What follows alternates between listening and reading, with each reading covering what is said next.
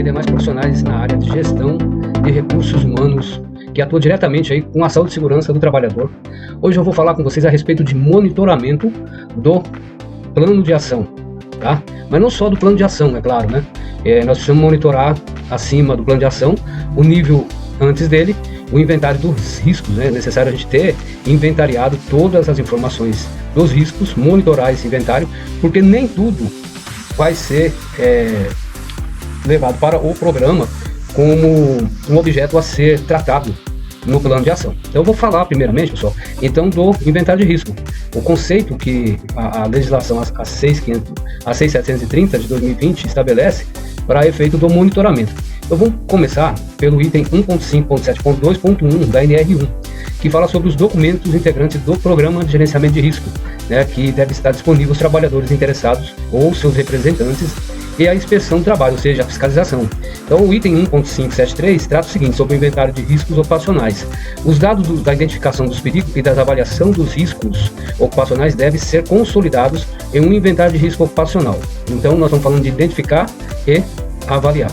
Está sendo tratado dois indicadores aqui. Então primeiramente a gente vai identificar o quê? Os fatores de risco, ou seja, as fontes geradoras de perigos, que eu já mostrei para vocês na fase do aplicativo, onde a gente faz as entrevista nas análises com cada grupo focal. Então a gente vai pegar o grupo similar à disposição e vamos fazer as entrevistas com ele, analisar, tá? Porque foi identificado naquele grupo, nós queremos identificar melhor na análise se há fator de risco psicossocial. Então primeiramente nós vamos, através dessa sistemática, entender, identificar. Depois nós vamos avaliar. Então a avaliação é o ato de transformar esses dados se há ou não um fator de risco, ou se nós temos que identificar uma prioridade, porque existe o fator de risco, existe o nível, e vamos ter que identificar uma prioridade nisso, e o inventário vai selecionar. E como a gente está falando do aplicativo, essa seleção vai ser automática, e a gente vai ter condição de demonstrar um volume de pessoas dentro de um grupo similar à exposição, ou um grupo focal, que estão participando da mesma situação, e que ela pode gerar um agravo à saúde e à segurança do trabalhador. Riscos psicossocial. O que significa risco psicossocial? Qual que é o propósito do governo com relação à ação que vai ter que ser feita com cada um de vocês? Bom, risco psicossocial é a gente pensar assim. Então o inventário de risco ocupacional deve contemplar, no mínimo, as seguintes informações. Caracterização dos processos e ambiente de trabalho. Então, como eu já mostrei para vocês, nós temos essas características no nosso relatório, que vai sair o consolidado, né, e o inventário de risco, onde vai mostrar, depois da identificação e análise, as avaliações que foram realizadas pelo grupo através do aplicativo. A caracterização das atividades, ou seja, o que esse grupo focal faz, né, as características dessa atividade. A descrição de perigo e de possíveis lesões ou agravo à saúde dos trabalhadores, com a identificação das fontes ou circunstância, descrição de risco gerado pelos perigos, com a indicação dos grupos de trabalhadores sujeitos a esses riscos, e descrição de medida de prevenção implementada. Então, pessoal, essas informações elas vão aparecer no inventário nessa fase da identificação e análise. Então a gente vai ter condição de mostrar um consolidado, se existe algum gerenciamento, como já mostrei nos vídeos anteriores, onde a gente consegue demonstrar toda essa questão do processo, o setor, atividade, né, do grupo focal que a gente está avaliando, e se existe uma medida de gerenciamento onde nós encontramos, através das respostas dos trabalhadores, as indicações deles de informações, se está bom, ruim, muito ruim, né? Ou se é leve, ou se é nenhum, é neutro, enfim. De acordo com as respostas, nós vamos ter condições de trazer as informações dessa avaliação, e como trata o item C da NR 1.5.723. E com relação a dados da análise preliminar ou do monitoramento da exposição dos agentes físicos, químico e biológico, e os resultados das avaliações ergonômicas nos termos da NR 17, que, como eu mostrei o tempo inteiro para vocês a respeito da AEP, que nós partimos sempre dela. Então nosso olhar primeiro ele vai ser montado em cima de uma análise ergonômica preliminar. Então vamos fazer de acordo com o grupo focal essa análise ergonômica preliminar de acordo com o método Hula, Reba, Nayoshi, Couto, Lieg, enfim, o método que se aplicar ao processo de acordo com a nossa investigação na fase de identificação. E com relação à questão da avaliação dos riscos, né, incluindo as classificações para fins de elaboração do plano de ação. Então assim, o monitoramento ele vai ser fundamental aqui, porque aqui nós vamos falar da avaliação dos riscos. Então uma vez que foi avaliado, ou seja, já usamos as variáveis probabilidade de determinada resposta do grupo focal, aquela que existe uma probabilidade, que a resposta, por exemplo, deu muito ruim, existe a probabilidade, é possível, é improvável, né, é remoto, quase certamente, é certamente que aquele ruim realmente ele seja representativo em termos de doença. Então essa avaliação ela vai passar pelo crivo dessas variáveis, probabilidade, beleza, então encontramos, é possível, ou é certamente que vai ter uma situação de agravo à saúde mental. Então o próximo passo é ver a frequência. Bom, tá, é possível que essa resposta, ela de fato vai desenvolver a doença. E qual que é a frequência? Quando eu mostrei em diversos momentos nos vídeos anteriores, que a frequência nós estamos olhando um dado temporal, ou seja, trimestral, bimestral, mensal, diariamente, é uma vez por ano, é sazonal. Muitas empresas têm situações sazonais em que, por exemplo, a questão das demandas, elas são muito grandes, né? E por isso pode causar, por exemplo, um agravo de burnout. E isso pode ter uma doença mental. Então, a gente precisa ter esse olhar, a questão da frequência. Aí, uma vez que encontramos a frequência, se é baixa, se é média ou alta, vamos colocar, por exemplo, que a frequência, ela é alta, tá? É uma frequência alta. A empresa tem essa demanda, muitas vezes acontecendo durante o ano. E qual que é a próxima variável? A exposição. Ou seja, a frequência, ela existe, é muito ruim, mas às vezes está menor do que 1 hora. Pessoal, então é fundamental a gente conseguir extrair informação dessa avaliação para a gente fazer a classificação, né, dos riscos, para a gente levar para o plano de ação algo que seja justo. A gente tem que agir com ética. Para ambos os lados, nós prevencionistas precisamos ter essa capacidade de discernimento de questões que ela pode ser prejudicial, e ela pode ser prejudicial para ambos os lados, ou seja, vamos pensar que se está muito ruim, a frequência de exposição, ela durante o ano são diversas vezes, todos os meses, ou toda semana durante os 12 meses, toda semana a gente tem uma exposição, por exemplo, na sexta-feira, na terça, na quarta, ou na segunda, terça e quarta, ou na semana inteira, ou o ano inteiro, enfim, a frequência existe, a exposição ela é baixa, peraí, então nós temos que ser justos e entender, é muito ruim, essa frequência se dá em 1 hora, então como que a gente pode pegar essa situação muito ruim dessa demanda e verificar a situação da doença, né? O agravo, se ela, nessa 1 hora, se ela vai gerar uma doença, tá? Por que a gente vai precisar verificar isso antes de ver a severidade? Porque nós estamos falando da exposição, a exposição é baixa, ela é menor que 1 hora. Então, se ela é menor que 1 hora, agora nós vamos entender o seguinte, para 1 hora, qual que é a gravidade? Então não é possível a gente simplesmente extrair um dado, por exemplo, de uma questão de categoria, né, de classificação, para a gente dar o plano de ação, classifica como muito alto, crítico, né, catastrófico, sendo que a exposição é muito pequena. As variáveis anteriores são altas, porém, a classificação em termos de exposição, ela é muito baixa, menor que 1 hora. Então tem que ser justo nesse sentido, né? É claro que tem situações em que, menor que se exponha, ela pode gerar uma doença grave, entendeu? Mental. Por exemplo, um xingamento, uma humilhação, né? É claro que isso não faz parte de um processo de trabalho, né? Não estou falando disso como uma relação de necessidade de produzir um produto, mas nós sabemos que existe esse tipo de ambiente, né? Pessoas que estão na linha de frente e elas estão sofrendo, elas estão doentes também, e por estar doente elas expõem a doença dela, né? Ou seja, a energia negativa dela à frente de uma demanda, de uma tratativa, de uma recomendação, de passar uma tarefa, de uma conversa, de um diálogo. Isso pode ser um agravo, né? Isso aí pode ser gerado por uma fonte específica, uma fonte geradora. Aqui nós estamos analisando, de fato, a questão da fonte geradora, dentro dessa questão da classificação. Então, pessoal, com relação a essa classificação, a gente vai precisar levar depois da avaliação, a gente vai ter condição de fazer um monitoramento do inventário de risco, certo? E vamos então adiante. É a questão do critério adotado para a avaliação dos riscos e tomada de decisão. Lembra que, em umas edições anteriores, eu falei a respeito da questão de termos uma metodologia confiável, que possua legitimidade, né? E que tenha essa condição reconhecida internacionalmente por órgãos credenciados. Então a gente precisa ter esse critério adotado para a avaliação dos riscos. Então, assim, qual que é o critério? Então, no caso aqui, a gente tem essa tomada de decisão, o aplicativo está baseado em critérios sólidos das escalas, que está somando as variáveis para chegar nos resultados que a gente precisa se balizar para a questão de tomada de decisão, porque ele vai trazer um valor aqui, se o risco alto, baixo, tal. Então, ou seja, qual que foi o critério? Então, o critério, pessoal, que está utilizando são escalas, tá? Que está medindo, escala de MAN, que está vendo ambiente de trabalho, escalas de demandas, todas elas com posicionamentos estratégicos dentro aí das comunidades que trata sobre as questões de saúde mental. Então, agora aqui nós vamos falar sobre o item 15733, que fala sobre o inventário do risco ocupacional deve ser mantido atualizado.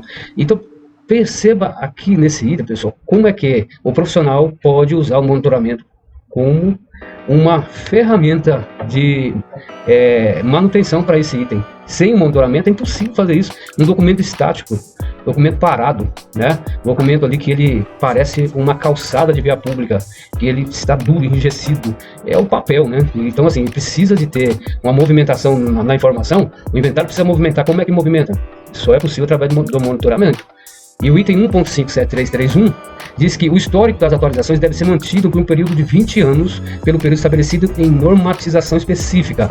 Ou seja, nós estamos falando aí de legislações trabalhista e previdenciária, que ambas têm aí os seus tempos de retenção de documentação. Então, perceba o seguinte, a gente precisa de fato de uma automação para estar sempre realizando as identificação, a análise, a avaliação, o monitoramento, né?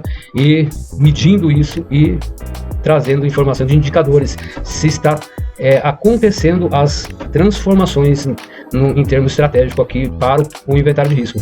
Então, o PGR, ele vai ser o planejamento dessa estratégia de movimentar o inventário. O inventário precisa ser movimentado, ele tem que ter um plano de manutenção, um 5W2H, tá? O que fazer, quem, quando, como, quanto custa, tal. Essas informações o aplicativo vai estar movimentando, para a gente poder mostrar que teve movimentação e elas foram estrategicamente pensadas. Então, aqui nós já temos o que foi identificado, analisado e avaliado, ou seja, os riscos psicossocial.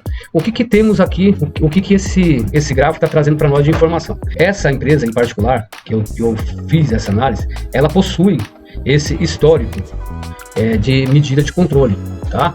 Então, ou seja, existe um gerenciamento para o item que eu fiz a identificação e análise aqui, ó. Então já existe isso. Então significa que dentro desse processo dessa empresa, ela já possui para esse grupo aqui, ó, um gerenciamento existente, beleza? Mas mesmo com o gerenciamento existente, de acordo com o que foi identificado no processo, o grupo similar de exposição, ele apresentou aqui uma não conformidade, tá? Então o que aconteceu aqui, ó? Eu estou falando com relação a esse assunto sobre o método de Couto. Então, com relação ao método de Couto, nós fizemos 13 questionamentos, tá, ao grupo, todos eles concluídos, entendeu? E com relação a essas conclusões, ó, nós temos que as informações, elas são positivas, ou seja, estão de acordo com a análise ergonômica preliminar. Então, assim, o grupo de exposição, eles não estão sofrendo, por exemplo, com relação à questão do volume de trabalho. Tá? O volume de trabalho é compatível com o tempo disponível. Então aqui a resposta respondida, ela deu baixa. Então assim, a prioridade é baixa porque a classificação ficou baixa. Então o nível de risco é baixo. Se o nível de risco é baixo, não precisa de uma ação. Há metas, prazos que geram pressão. Com relação a isso também, ela gerou uma prioridade baixa, uma classificação baixa, um nível, grau de risco baixo também. Isso também, então não precisa de correção. Então a gente percebe com isso aqui, ó, que está indo para o inventário de risco essas informações, tá? Mas que não precisa ir para o plano de ação. Tá? Não tem necessidade, não é obrigatório levar isso para o plano de ação lá no PGR para ser tratado, a não ser manter no inventário de risco. Tá? O plano de ação, ele pode levar uma informação com relação a esse item, manter as medidas, conforme nós estamos já com ela considerando, manter as medidas de gerenciamento existente, então porque já existe um gerenciamento e ele está bom, então por que a gente vai mexer nisso? Tá? Então, com essas informações em mão, a gente consegue fazer o monitoramento. Poxa, esse volume de resposta no método de Couto que esse grupo similar de exposição já está atendido. Aqui no NIOSH, nós temos aqui também a mesma situação. O grupo aqui de similar de exposição, por exemplo, da Talha, que são os operadores, eles não têm levantamento de peso. Entendeu? Então, assim, nas perguntas que foi feito, o peso da carga levantada. Então, o risco de exposição deles é baixo, está respondido. O grau de risco é baixo. A classificação ficou baixa. A distância horizontal entre a carga, né, e o movimento para levantar, ou do corpo, ela também ficou baixa. Então aqui nós temos um cálculo, uma distância, uma circunferência percorrida, e ela também ficou, existe uma probabilidade sim, a frequência é alta, a exposição é menor de 4 horas, a severidade aqui, ela ficou grave, né? Porém existe um gerenciamento. Então o grau de risco aqui, ele ficou baixo, por quê? Porque existe um controle. Então, embora uma situação que ela tem uma não conformidade, mas um controle que ele consegue resolver a exposição com relação àquele grupo similar. Com relação à altura inicial das mãos, no início da pega, né, do movimento, tá? Em centímetro, é outra resposta, entendeu? Que trouxe um grau de risco e trouxe uma resposta específica. E aqui a gente tem a questão do RULA, a mesma coisa. A gente tem situações aqui, ó, que essa aqui já ficou não conforme. Nós temos uma situação dessa resposta que vai ser o ângulo do tronco com relação à inclinação. Ela já ficou já grave, ela não conforme o ângulo do tronco inclinado, rotação, uma postura mais crítica. Para essa situação, nós já tivemos já uma probabilidade de ser possível de acontecer uma lesão. A frequência da exposição é alta e maior que 6 horas, e ela é grave. Então assim, ela deu um grau de risco de 162. E aí nós temos um grau de risco alto, uma categoria de risco alto, a classificação alta, crítica. Aí essa informação já vai para o plano de ação, entendeu? Então essa situação aqui, ela vai aparecer, aqui ó, crítica. Nós temos um indicador no plano de ação, trazendo já a informação com relação ao que deve ser feito para aquele grupo de exposição. Ou seja, nós temos um agravo aqui para esse grupo de origem organizacional, e a medida vai ser preventiva, tá? E aí foi o processo aqui de identificação, aqui é uma identificação de poste, que esse pessoal faz uma parte de identificação ali, e com isso ele angula o corpo dele de uma maneira que trouxe um agravo por conta da exposição. E a descrição do evento, com relação à não conformidade, ela tem aqui uma característica de informação, beleza? A causa vai ser postura inadequada, a classificação do risco ficou grave, não conforme, a prioridade ela ficou como crítica porque precisa tomar uma ação imediata, e já existe um gerenciamento nessa empresa que é a ginástica laboral, beleza? O prazo dela aqui, ó, ficou para ser resolvido dia 29 de abril, e o custo já foi levantado, como é que vai fazer, o quanto custa, tá já especificado. Aqui existe mais os dias restantes aqui, ó, de 100 dias para resolver esse problema. Identificação, que é o nome do setor, definição para tratamento dos riscos, identificação, análise de risco econômico e tal, e a prioridade é alta, e o que vai ser feito também já está tratado aqui, como é que vai resolver esse problema, beleza? E aqui também nós temos as ações que foram por plano de ação, e ela é baixa, né? Foi levada aqui informação para o plano de ação de risco baixo, tá? Só que a classificação ficou alta. A prioridade, melhor, a classificação não é o risco que é baixo, a prioridade é baixa, mas ela é classificada como risco alto. Então a prioridade dela pode esperar um pouco mais, eu posso dar mais prazo, enfim, mas ela é grave também. Existe um risco nessa situação. Aí, pessoal, nós temos o que mais com relação ao monitoramento. Aqui nós temos condição de verificar as informações dos KPIs, né? Os KPIs que estão trazendo todos os fatores de riscos que já foram realizados, identificados, e já revisões que já foram concluídas. Então aqui, ó, concluído, tá? Já está tudo resolvido essa questão com relação à parte de análise. Então, análise, identificação e avaliação. Então, aqui a gente tem 10 itens já com revisões concluídas. Nós temos 11 aqui também concluído. Aqui tem mais 15 concluídos, que aqui são respostas. Essa aqui está 18. É só a gente entrar e verificar o que a gente tem mais ou menos nas revisões já de conclusão, para a gente saber assim, bom, eu já consegui rever isso aqui ou não? Para quê? Para que a gente possa entender. Na revisão 00, já estou na 1, já estou na revisão 2, enfim, a minha revisão está caminhando para o final ou eu estou parado? Beleza? E com relação concluída, nós temos 48 concluídas aqui, ó, análise e avaliações concluídas, ou seja, o que deveria subir para o plano de ação já foram para o plano de ação, tá? Então, dentro de um volume que a gente analisou, identificou, analisou e avaliou, dentro desse volume nós estamos com tudo já resolvido em termos de ter levado para o plano de ação. E aqui a questão das legislações que foram aplicadas. Então aqui nós temos todas as legislações que nós aplicamos para realização das análises. E aí a gente vai saber aqui através dela quais foram as legislações que nós usamos com relação às análises, quais foram o método, quais foram as identificações das medidas existentes que nós encontramos, ou o nosso time encontrou na hora de realizar a identificação e análise, beleza? E aqui o plano de ação, pessoal. E aqui a gente tem condição aqui de, no plano de ação, verificar qual que é o tipo da ação. Aqui é preventiva, aqui é uma melhoria somente, tá? E ambas têm já o prazo estabelecido, as evidências do fato que foi levantado, beleza? Então, assim, a gente tem o monitoramento, através dele, a capacidade de demonstrar a evolução da gestão, e a medição vai nos entregar a certeza de que o documento está estático, ou ele é dinâmico, está fluindo, tá? Está acontecendo os movimentos necessários, e o indicador vai nos permitir verificar aonde a gente vai dedicar a prioridade. Ou seja, eu estou vendo que aqui que eu estou com bastante situações no plano de ação, por exemplo, de classificação crítico. Tá? E vamos pensar assim, em termos estratégicos, porque o profissional da área de saúde e segurança do trabalho, ele precisa fazer parte no planejamento estratégico e também nas melhorias financeiras, gerar resultado para a organização.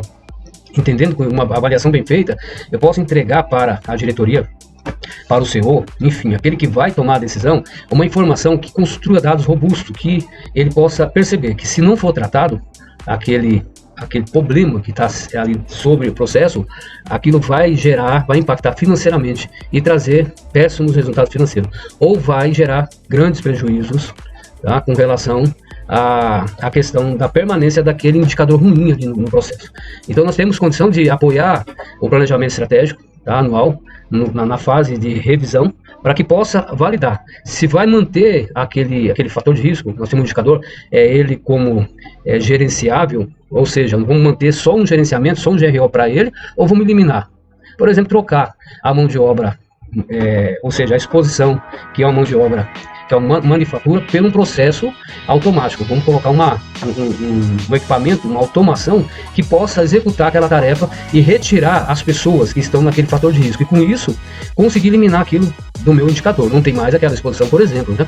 Então, assim, com o monitoramento, medição e o indicador, a gente consegue apoiar as tomadas de decisões. Beleza? Então, pessoal, eu agradeço aí pela participação de mais essa edição e pretendo nos outros momentos estar mostrando para vocês as informações referentes às fases das análises econômicas preliminar e risco psicossocial de forma muito mais direta, né, no campo, junto com o trabalhador, abordagem prática, para que vocês possam desenvolver o plano de trabalho de vocês aí no dia a dia. Muito obrigado e nos veremos.